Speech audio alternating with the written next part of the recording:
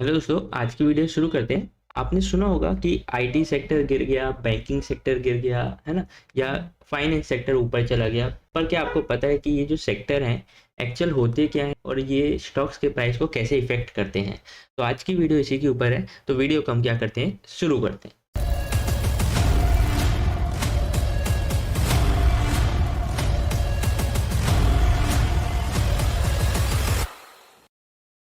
सबसे पहले सेक्टर क्या होता है, इसको थोड़ा सा समझते हैं।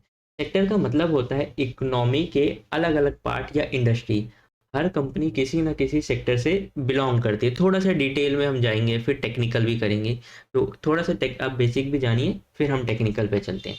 एग्जाम्पल के लिए जैसे कि टीसीएस है, इन्फोसिस है, ये आईटी सेक्टर के स्टॉक्स हैं, है ना? एचडीएफसी, आईसीआईसी बैंक, ये बैंकिंग सेक्टर में आते हैं।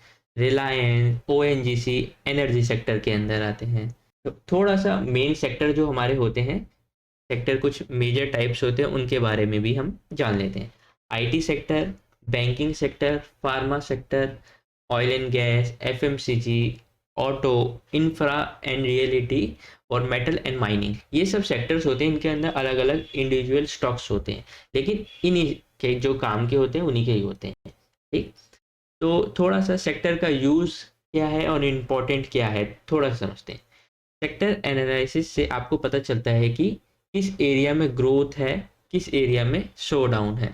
ठीक है, स्लो डाउन है, सॉरी। एग्जाम्पल के लिए थोड़ा सा एग्जाम्पल समझे। अगर इकोनॉमिक डिजिटल हो रही है तो आईटी सेक्टर ग्रो करेगा आपका। अगर इंटरेस्ट रेट, आपने देखा होगा ना, इंटरेस्ट रेट बढ़ता है तो क्या होता है उस केस में, कितने लोगों को नहीं पता होगा, तो मैं बता देता हूँ। एग्जाम्पल है ये भी कि अगर इंटरेस्ट रेट बढ़ता है तो बैंकिंग सेक्टर आपका प्रेशर में आ जाता है उस केस में। कभी कभी देखा होगा ना, जैसे ही कि इंटरेस्ट रेट आता है ना, या कट होता है तो एकदम से स्पाइक आता है या डाउन आता है वो सेक्टर पूरा, बैंकिंग वाला। ठीक। अब स्टॉक्स के साथ हम थोड़ा सा सेक्टर को यूज कैसे करते हैं, इसको हम थोड़ा सा पहले वर्ड्स में समझेंगे, फिर चार्ट पे समझेंगे। ठीक। जैसे कि अलग अलग सेक्टर में इन्वेस्ट करके आप क्या कर सकते हैं, अपना रिस्क जो होता है उसको कम कर लेते हैं। एग्जाम्पल के लिए सिर्फ आईटी सेक्टर में पैसे लगाने के बजाय आप थोड़ा बैंकिंग और एफएमसीजी में भी रखो, ताकि सेफ रहो। सेक्टर रोटेशन क्या होता है? मार्केट सर्कल जो होता है उसके हिसाब से इन्वेस्टर एक सेक्टर से दूसरे सेक्टर में शिफ्ट होते रहते हैं। तो हमें भी क्या करना पड़ता है, अपना पैसा उन्हीं सेक्टर में लगाना होता है। एग्जाम्पल रिसेशन में, जैसे कि कोविड आया था या कुछ भी मार्केट क्राइसिस के टाइम, एफएमसीजी और फार्मा जो सेक्टर थे वो सबसे सेफ सेक्टर माने गए थे उस समय, और वो थे भी। ठीक है। ग्रोथ, और जैसे कि ग्रोथ पीरियड जब शुरू हो जाता है तब ऑटो और इंफ्रा स्ट्रांग हो जाते हैं।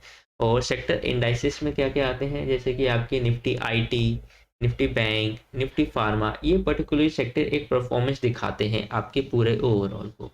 ठीक है। आप समझते हैं हम ये वेटेज क्या होता है, सेक्टर वेटेज क्या होता है, इसको थोड़ा सा समझते हैं। अब ये वेटेज होता क्या है? वेटेज का मतलब होता है किसी सेक्टर का पूरा इंडेक्स में कितना हिस्सा है। हर सेक्टर, जैसे कि ये हर स्टॉक्स है, इंडेक्स में अलग अलग सेक्टर में कुछ कंपनीज होती हैं।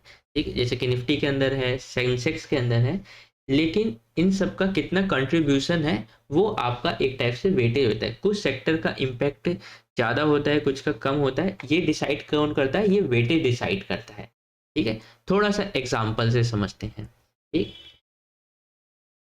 मान लो निफ्टी 50 में total market capitalization 100 lakh CR का है। ठीक है, टोटल आपका 100 लाख सीआर का है। ठीक है, जिसमें finance sector, total market cap इसकी 36 लाख करोड़ है और इसकी वेटेज 36% है। ठीक। सेकंड आता है आपका आईटी सेक्टर, इसकी है टोटल मार्केट कैप है 13 लाख करोड़। ठीक। और इसका वेटेज है 13%। इसके थर्ड नंबर पे आता है आपका ऑयल एंड गैस, इसकी टोटल मार्केट कैप आती है 12 लाख और इसकी वेटेज आती है 12% की। नेक्स्ट आता है आपका एफएमसीजी, इसकी मार्केट कैप है 10 लाख और वेटेज 10%। फिर आता है ऑटो, ऑटो सेक्टर आता है, फार्मा, इंफ्रा और एक्सेट्रा, यही आते हैं। इनकी इसकी टोटल मार्केट कैप है आपकी 29 लाख की। मतलब इन सबको मिला के बता रहा, और इनकी वेटेज आती है 29% आती है।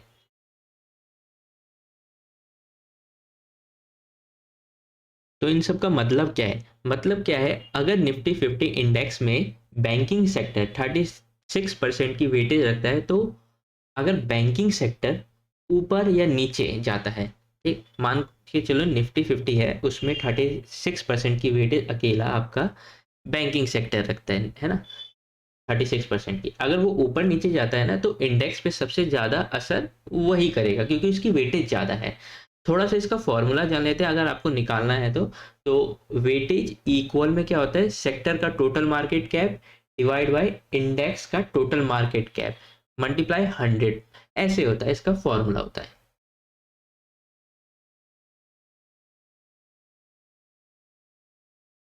वेटेज का यूज या इम्पोर्टेंस क्या है थोड़ा समझते हैं। अगर निफ्टी, आपका जो निफ्टी है वो ऊपर जा रहा है, तो सबसे पहले देखो हाईली वेटेज स्टॉक्स, फिर सेक्टर देखो कि कैसे परफॉर्म कर रहे हैं, ये डिसाइड करता है कि आपका पूरा मार्केट का मूड डिसाइड करता है, ठीक है। फिर इसके बाद आता है इन्वेस्टमेंट डिसीजन के लिए हम कैसे यूज करते हैं। जो इन्वेस्टर होते हैं वो हाईली वेटेज सेक्टर में इन्वेस्ट करते हैं, क्योंकि उनका इम्पैक्ट और लिक्विडिटी ज़्यादा होता है। लेकिन कभी कभी लो वेटेज सेक्टर जैसे कि like pharma, auto, growth opportunity भी देते हैं, ठीक। और पोर्टफोलियो आपको अगर बैलेंस के लिए क्या करना चाहिए, जैसे कि निफ्टी में 36% की बैंकिंग है, अगर आप अपने पोर्टफोलियो में 80% बैंकिंग स्टॉक्स ले लो, ठीक है, जो भी आपका पोर्टफोलियो है उसमें 80% ले लो, अब आपका रिस्क भी उतना ही ज़्यादा हो जाएगा, क्योंकि अगर वो गिरेगा तो आपका पूरा पोर्टफोलियो गिरेगा, यानी कि अगर एक सिंगल बैंकिंग सेक्टर गिरेगा तो आपका पोर्टफोलियो भी वहीं पे डाउन होना शुरू हो जाएगा। इसलिए वेटेज देखकर डाइवर्सिफाई करना चाहिए हमको, और अलग अलग सेक्टर में पैसा लगाना चाहिए, एक पे डिपेंड नहीं होना चाहिए। ठीक है, थ्योरी बहुत पढ़ ली है, थोड़ा सा चार्ट पे अप्लाई करके देखते हैं कैसे चीज़ें वर्क करते हैं। सबसे पहले मैं ऑन कर रहा हूँ आपका निफ्टी ऑटो, ठीक, निफ्टी ऑटो का चार्ट ओपन कर रहा हूँ, साथ साथ में इसका हाईली वेटेज देखेंगे। एक और चीज़, हाईली वेटेज देखते कैसे हैं, हमें कैसे पता चलेगा कि हाईली वेटेज वाला सेक्टर का स्टॉक है कौन सा। तो उसके लिए एक वेबसाइट है, मैं इसको डिस्क्रिप्शन के अंदर भी दे दूंगा। तो आपको क्या करना है, गूगल पे जाना है और गूगल पे सर्च करना है निफ्टी इंडाइसेस, ठीक है। सबसे पहली वेबसाइट ये रही निफ्टी इंडाइसेस, इसको ओपन करना है। यहाँ पे मैंने क्लिक कर रखा है, यहाँ पे दिख रहा होगा आपको, इस पे जाना है, .com है। और एक और चीज़, पीसी में ओपन कर रहे हो तो आपको बस इंडाइसिस वाला ये सेकंड नंबर है, इस पे कर्सर ले जाना है अपना। कर्सर ले गया मैं, ठीक। अब कर्सर ले जाने के बाद सबसे पहले यहाँ पे ये खुला है आपका BVI खुला है, इसके अंदर सबसे पहले आपका निफ्टी 50 खुल रहा है, ठीक। मैं निफ्टी 50 पे क्लिक कर रहा हूँ, तो चेक करते हैं निफ्टी 50 में सबसे हाईली वेटेज वाला आपका सेक्टर कौन सा है। थोड़ा सा नीचे करते हैं तो आपको एक ऐसा दिख जाएगा। इसमें मुझे क्या दिख रहा है, फाइनेंस सेक्टर 36% की वेटेज रखता है, उसके IT 9% की, ऑयल एंड गैस ये रखता है इतनी इतनी। लेकिन स्टॉक्स को कहाँ देखें, तो आप यहाँ से भी चेंज कर सकते हो, यहाँ पे तो नहीं है, तो आप एक काम कीजिए, यहाँ पे फैक्ट शीट में चले जाइए। फैक्ट शीट आपको दिख रही है, इस पर क्लिक कीजिए, थोड़ा सा जूम कीजिए और चेक कर लीजिए कि डाटा नया है, तो मैं कहूँगा हाँ अभी न्यू न्यू डाटा है। थोड़ा सा नीचे नीचे नीचे नीचे करेंगे तो हमारे को यहाँ पे दिख रहा है, ठीक, वेटेज दिख रही है। तो सबसे ज़्यादा निफ्टी 50 का हमने ओपन कर रखा है ना, यहाँ पे देखिए निफ्टी 50 लिखा है। तो सबसे ज़्यादा निफ्टी 50 के अंदर कौन सा वेटेज रखता है, HDFC बैंक रखता है, कितने परसेंट की, 12% की। यानी कि अगर HDFC बैंक अप या डाउन करता है तो निफ्टी पे उसी का इफेक्ट ज़्यादा पड़ेगा, क्योंकि वेटेज ज़्यादा है इसकी। ICICI बैंक थोड़ा कम है ना। और एक और चीज, अगर ये सब प्लस में है और ये सारे के सारे जो माइनस में है, तो निफ्टी क्या करेगी, तो जो हाईली वेटेज कर रहे हैं ना वही ज़्यादातर निफ्टी करेगी, ठीक है। ऐसे हम वेटेज को देखते हैं, एक और को देखते हैं साथ साथ में। अगर मान के चलो मुझे देखना है बैंक वाला देखना है, तो आप सेक्टर वाले में चले जाइए, SI में चले जाइए, है ना। जैसे कि मुझे देखना है निफ्टी फाइनेंस देखना है, तो निफ्टी फाइनेंस को ओपन कर लेते हैं। कभी कभी ये वेबसाइट स्लो चलती है और कभी कभी ना चलती भी नहीं है, तो आप एक दो बार इसको लोड भी कर लेना, है ना। जैसे कि अभी मेरा ये आपके सामने नहीं चला, मैं अगेन इसको लोड करता हूँ, नहीं चला, तो मैं क्या करता हूँ, इसको अगेन ओपन कर देता हूँ। मैंने अपने यहाँ पे डेस्कटॉप पे होम स्क्रीन पे लगा रखा है, आप भी अपना लगा लेना। तो वो वाला तो नहीं चला, चलिए चल गया। तो यहाँ पे देखिए फाइनेंस सेक्टर मैंने ओपन कर रखा है, फाइनेंस पे सबसे ज़्यादा वेटेज किसकी है, प्राइवेट सेक्टर की है, फिर नॉन बैंकिंग है, फिर पब्लिक है ना, लाइफ इंश्योरेंस। लेकिन इनके अंदर प्राइवेट जो आपका फाइनेंस सेक्टर है, यहाँ पे लिखा है ना निफ्टी फाइनेंस सेक्टर, है ना, तो इसके अंदर सबसे ज़्यादा स्टॉक्स कौन सा जो वेटेज रखता है, जो इम्पैक्ट करा देगा पूरे सेक्टर को, तो यहाँ पे फाइनेंस लिखा है, डेट अभी न्यू ही है ना, तो यहाँ पे आपको दिख रहा है सबसे ज़्यादा एच डी एफ सी। ठीक है, फिर क्यों एच डी एफ सी, क्यों, क्योंकि अभी हमने देखा निफ्टी के अंदर सबसे ज़्यादा वेटेज फाइनेंस सेक्टर रखता है, तो फाइनेंस सेक्टर के अंदर भी तो कोई वही स्टॉक होगा ना जो निफ्टी के अंदर भी रखता है, तो फाइनेंस सेक्टर के अंदर भी H D F C, ICICI bank ये सेम है। तो आप इस वेबसाइट से जाके कोई से भी सेक्टर के स्टॉक्स और उसके वेटेज जाके चेक कर सकते हो। इतना आप लोगों को समझ में आ गया होगा जितना मैंने बताया। अब थोड़ा सा चार्ट पे इन चीज़ों को अप्लाई करके देखते हैं। तो अभी मैंने निफ्टी ऑटो ओपन कर रखा है, तो मैं इसका पहले सबसे हाईली वेटेज वाला स्टॉक्स देख लेता हूँ है कौन।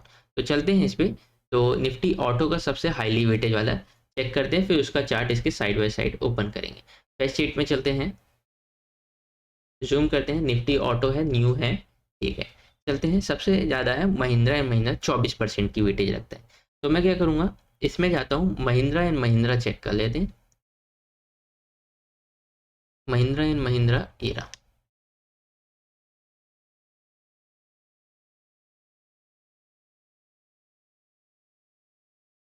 एक काम करते हैं, सारी पिक्चर इसकी भी डिलीट करते हैं और सेक्टर की भी डिलीट करते हैं, क्योंकि ये थोड़ा सा मैं प्रैक्टिस कर रहा था तो ये उस चीज़ का है।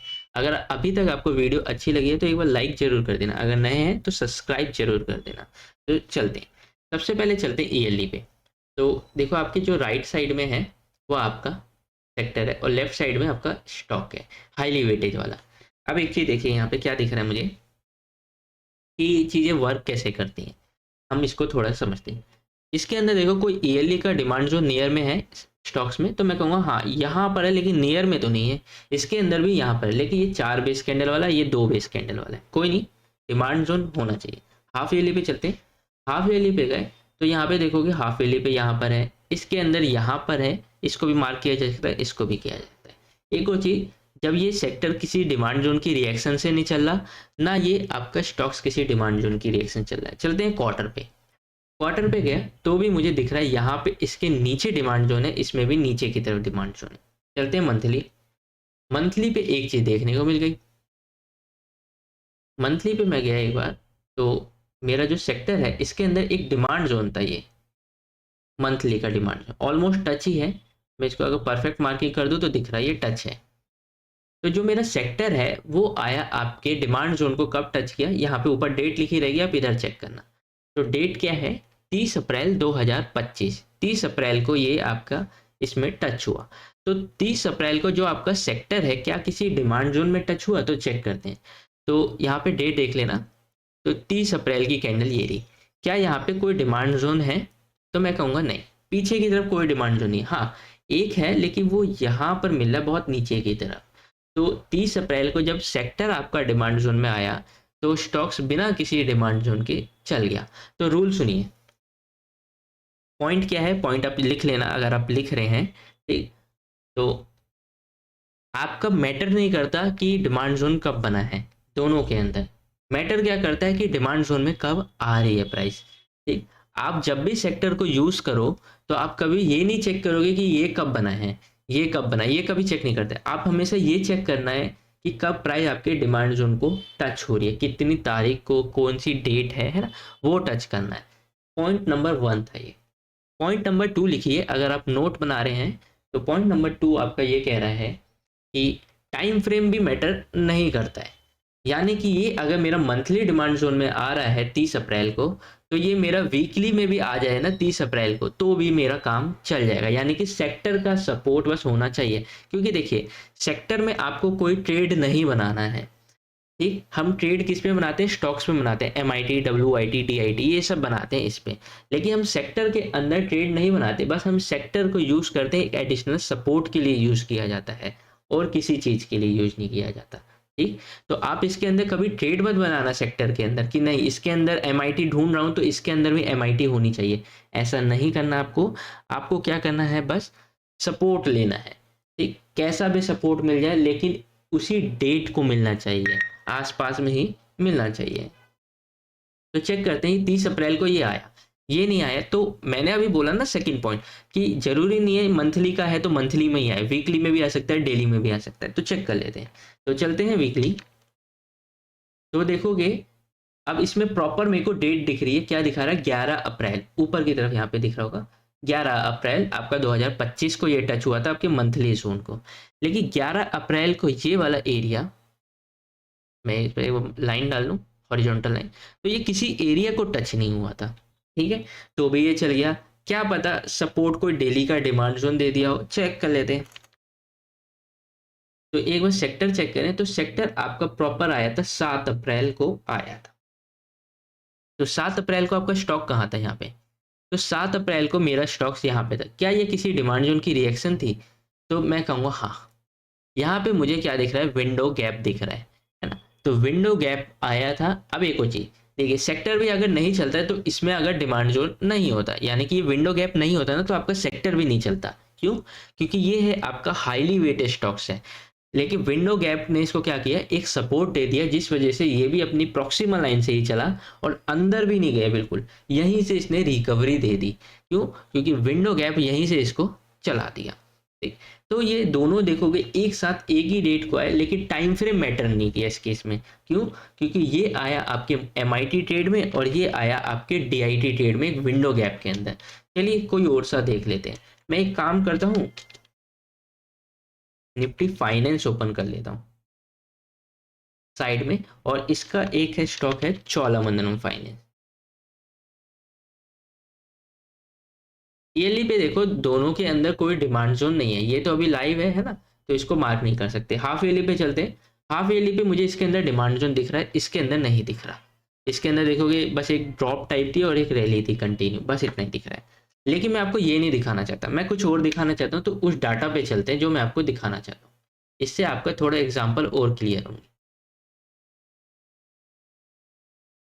ये देखिए, यहाँ पे एक आपका स्टॉक है चोलामंडलम फाइनेंस और ये है आपका फाइनेंस सेक्टर। ठीक, यहाँ पे मैं एक डिमांड जोन मार्क करता हूँ। ये रहा आपका एक अच्छा सा demand zone, drop base rally का है, क्लोजिंग है, सब चीज़ अच्छा है, बढ़िया है। ठीक, हमें क्या दिख रहा है कि स्टॉक इसमें आएगा और चलेगा। देखते हैं, प्राइस आई और इस एरिया से एक रिएक्शन आया कि एक्चुअल में ऐसा ही हुआ था, तो एक्चुअल में ऐसा नहीं हुआ था। यही तो थोड़ा गेम है आपका सेक्टर समझने का। सेक्टर को अगर आपको यूज़ करना है ना, थोड़ा सा आपको डीप में जाना पड़ेगा।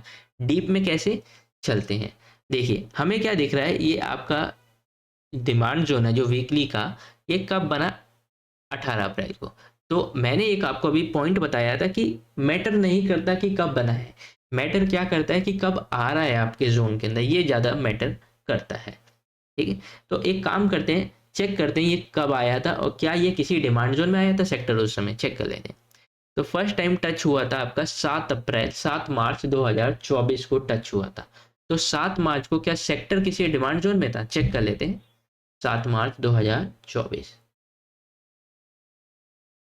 ये रहा, ये दिख रही है कैंडल, ऊपर देखिए डेट आपको दिख रही होगी यहाँ पे 7 मार्च 2024, और ये 7 मार्च को ये भी आया। तो देखोगे थोड़ा सा कंफ्यूजन हो रहा है यहाँ पे, तो मुझे है ना, आपको भी हो रहा होगा कि 7 मार्च को ये तो यहाँ पर है, 7 मार्च को ये तो यहाँ पर है, आप कहोगे नहीं सर आगे का देख लीजिए ना। तो चलिए ये रहा 22 मार्च का देख लेते हैं। तो 22 मार्च को ये जब आया तो कोई डिमांड जोन तो था ही नहीं ना यहाँ पे, तो ये रहा 22 मार्च की आपकी डेट, तो कोई भी डिमांड जोन यहाँ पे नहीं था। तो ये चल कैसे गया बिना सेक्टर के सपोर्ट के, अब मैं आपको इसका गेम समझाता हूँ। चलते हैं डेली पे। जो एक्चुअल में वो जो वीकली का जोन था ना, उसने चलाया ही नहीं प्राइस को, दिखाता हूँ। ये देखिए, ये है, मैं जूम कर रहा हूँ तो हट जा रहा है, लेकिन हम इसको ध्यान में रखेंगे कि यहीं पे है हमारा। ठीक, देखिए हट जा रहा है तो हम यहीं पे ध्यान रखें। एक काम करता हूँ, मैं एक वर्टिकल लाइन डाल देता हूँ, अब हट जाए तो देखिए आपका जो सेक्टर है वो आया कितनी तारीख को, ऊपर यहाँ पे डेट दिखेगी आपको, ये आया आपका 7 मार्च को, 6 मार्च को, सॉरी 6 मार्च को आया और 7 मार्च को एक जंप मारा। ठीक है, सेक्टर कहाँ था उस दिन। देखिए थोड़ा सा आपको बोरिंग लग रहा होगा, लेकिन एक बार आप अगर ये सीख गए ना, तो सेक्टर आपको कभी मुझसे पूछने की जरूरत नहीं पड़ेगी, मुझसे कि आपको किसी से पूछने की जरूरत नहीं पड़ेगी। बस एक बार थोड़ा सा ध्यान दे लीजिए इधर। ठीक, तो यहाँ पे क्या दिख रहा है, 6 मार्च को यहाँ पे आया ये इधर, और 7 मार्च को यहाँ पे गया। ठीक, अब इसका भी देख लेते 6 मार्च का। ये है डेट 2024 है, 2024 में लगा लेते हैं।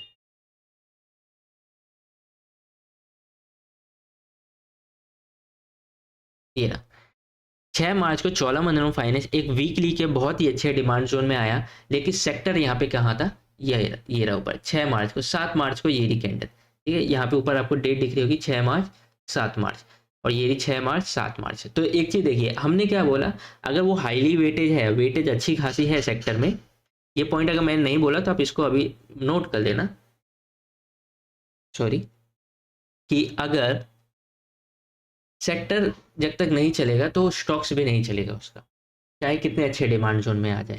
तो यहाँ पे क्या दिख रहा है, 6 मार्च को ये किसी डिमांड जोन में नहीं आया ना 7 मार्च को आया, लेकिन ये आ गया था, तो हमें दिख रहा है ये चल गया, लेकिन एक्चुअल में ये चला ही नहीं, ये वापस से डाउन आ गया। अब एक और चीज़ देखिए, प्राइस यहाँ से वापस से टर्न लेने लग गई। यहाँ पे ऐसा क्या था, 20 मार्च को ऐसा क्या हुआ, और 21 और 22 मार्च को क्या हुआ, ऐसा इन तीनों डेट को हुआ क्या। तो एक चीज़ देखिए, मैंने एक पॉइंट बोला कि वो भी मैटर नहीं करता कि कौन सा टाइम फ्रेम का सपोर्ट है ना। अगर ये मेरा स्टॉक्स वीकली जोन को टच कर रहा है, तो ये मेरा डेली को भी करे तो भी चल जाएगा। तो यहाँ पे एक चीज़ देखिए, यहाँ पे एक डेली का डिमांड जोन दिख रहा होगा आपको, मैं इसकी मार्किंग कर दूँ। कब बना मैटर नहीं करता, कब आ रही है प्राइस एक साथ होनी चाहिए, तो ये मैटर करता है। तो यहाँ पे क्या दिख रहा है, ये आपका 20 मार्च से यहाँ से कंटिन्यू चलने लग गया, और 20 मार्च को देखते हैं, ये रही कैंडल, ठीक, ये देखिए 20 मार्च 21 22, 20 21 22, थोड़ा सा आगे करते हैं, ये रही आपकी 23 सॉरी 26, 2 दिन मार्केट होता है 27, फिर यहाँ से कंटिन्यू गया। ये क्यों गया, क्योंकि अब सेक्टर आ गया है डिमांड जोन में, ये भी अब ऊपर की तरफ पुश होने लग गया है, जिसकी वजह से प्राइस ऊपर गई यहाँ से, ठीक है, यहीं से गई। देखोगे ये जब ये डिमांड जोन में था, ये नहीं था, तो ये चला भी नहीं, लेकिन जब ये भी डिमांड जोन में आ गया, चाहे इसने मूव ना दिया हो, लेकिन ये चलने लग गया। एक चीज़ आपको इससे थोड़ा सा क्लियर हुआ होगा कि कैसे ये चीज़ें वर्क कर रही है ना, थोड़ा सा आपको अंडरस्टैंडिंग हुई होगी। थोड़ा सा और एग्जांपल दिखाता हूँ आप लोगों को, ठीक, अगर आप सीखना चाह रहे हैं तो ये कुछ ही चलते हैं वीकली पे। यहाँ पे देखिए वीकली का जब जाते जाते प्राइस ने ना एक डिमांड जोन बना दिया, ये आपका चोलामंडलम फाइनेंस का है, डिमांड जोन बना दिया, लेकिन प्राइस ने इसको टच नहीं किया और यहीं से चली गई। डे पे चलते हैं, आप कहोगे डे पे तो टच की होगी, चेक कर लेते हैं। तो डे पे भी देखोगे ये टच नहीं किया, ऊपर ही चला गया। क्यों गया, क्योंकि सेक्टर डिमांड जोन में आ गया था, ठीक।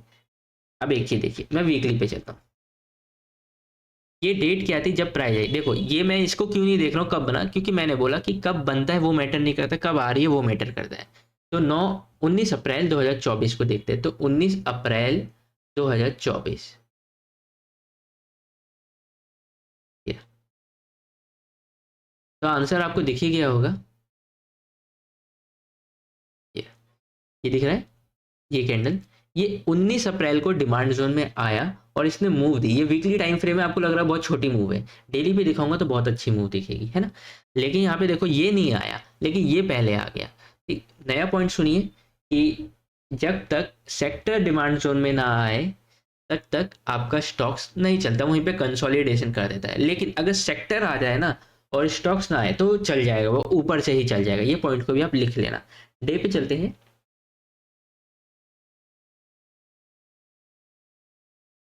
मैच करते हैं वो जो डेट थी, ये क्या है आपकी 19 अप्रैल, और 19 अप्रैल को ये यहाँ पे टच हुआ आपके वीकली के जोन को फर्स्ट टाइम। लेकिन ये पहले टच हो गया, ये टच नहीं हुआ, जिस वजह से इसने चला दिया और इसको ऊपर से ही खींच लिया। एक और एग्जांपल समझते हैं निफ्टी मीडिया का। मैंने यहाँ पे चार्ट ओपन कर रखा है निफ्टी मीडिया का, ठीक। यहाँ पे देखोगे एक वीकली का जोन है, प्राइस ने इसको जैसे ही टच किया एक मूव दिया था, वापस डाउन आ गया। लेकिन हम जो मूव आई थी ना उसके साथ साथ इसके स्टॉक्स को देखते हैं। ये डे टाइम फ्रेम है, देखोगे एक अच्छी खासी मूव आई थी, ठीक। अब मैं एक बार साइड बाय साइड इसके स्टॉक्स ओपन कर रखा हूँ, तो देखोगे जिनमें डिमांड जोन अच्छा नहीं है ना, जैसे कि इसके अंदर कोई अच्छा डिमांड जोन नहीं है, लेकिन ये भी एक अच्छी मूव दी है उसी दिन, है ना। और जैसे कि मैं दूसरे स्टॉक्स पे चलूँ, हाथवे, तो हाथवे में देखोगे डिमांड जोन नीचे की तरफ है, ये रहा है ना। तो प्राइस ने इसको टच भी नहीं किया, लेकिन यहीं से मूव दे दिया ये, यानी कि सेक्टर की वजह से। और नज़ारा में चले तो नज़ारा में भी आपको देखने को मिला एक अच्छी मूव मिलेगी। बोनस स्प्लिट होने के बाद भी स्टॉक्स ने डिमांड जोन फॉलो किया। नेटवर्क 18 नेटवर्क 18 ने थोड़ा सा नहीं वर्क किया क्योंकि ये multiple time tested demand zone था और वो पहले ही टूट चुका था वो डिमांड जोन में आने से पहले। ठीक, पीसीओ फोकस भी देखोगे तो इसने भी एक मूव दी थी, लेकिन कोई डिमांड जोन नहीं था तो ज़्यादा देर सस्टेन नहीं कर पाया ये ऊपर की तरफ। पीवीआर इनॉक्स देखेंगे तो पीवीआर इनॉक्स ने भी आपका डिमांड जोन तोड़ा, लेकिन जैसे ही ये सपोर्ट दिया वैसे ही ये भी चल गया। सारे गामा को भी देख लेते हैं, तो सारे गामा में हमें से कुछ देखने को मिला क्योंकि कम वेटेज स्टॉक्स है। तो कम वेटेज आपका, अभी हमने थोड़ा सा समझा था शुरुआत में कि जो जितने कम होंगे वो उतना इम्पैक्ट कम करेंगे आपका। सन टीवी, सन टीवी में तो बहुत अच्छी मूव आई थी है ना। तो जैसे कि हमने भी देखा था इसको, टिप्स म्यूजिक देखें जैसे कि हम, है ना, और आपका जैसे कि जेल देखें, तो ये सब जो स्टॉक्स हैं ये ठीक ठाक हैं। और एक और चीज़, व्हाट्सअप चैनल की लिंक आपको डिस्क्रिप्शन में मिल जाएगी, इसके अंदर आप ज्वाइन हो जाना। इसके अंदर मैं आपको ऐसे स्टॉक्स बताता हूँ जो डिमांड जोन में आने वाले होते हैं, कोई मार्केट का अपडेट देना होता है, कब ट्रेड करना चाहिए, किस कंडीशन में करना चाहिए, वो सारी चीज़ मैं आपको यहाँ पे दे दूंगा। आई होप आपको समझ में आ गया होगा कि सेक्टर को कैसे यूज़ किया जाता है। आप भी ऐसे करना, ठीक है। हाईली वेटेज स्टॉक, सेक्टर, कम वेटेज वाले, ठीक है। आपको वीडियो कैसी लगी आप मुझे कमेंट सेक्शन में ज़रूर बताना, और लाइक कर देना और जरूर शेयर कर देना, ठीक है, क्योंकि मेरी भी मेहनत लगी है। तो आप प्लीज़, एक लाइक से आपका कुछ नहीं जाएगा, ठीक है ना, शेयर करने से। प्लीज़ शेयर जरूर कर देना और मुझे कमेंट सेक्शन में बताना वीडियो कैसी लगी, और नेक्स्ट टॉपिक आपको किस चीज़ के ऊपर चाहिए वो भी मुझे आप कमेंट में ज़रूर बताना। अभी के लिए इतना ही, मिलते हैं किसी और वीडियो में किसी नए टॉपिक के साथ। अभी के लिए धन्यवाद।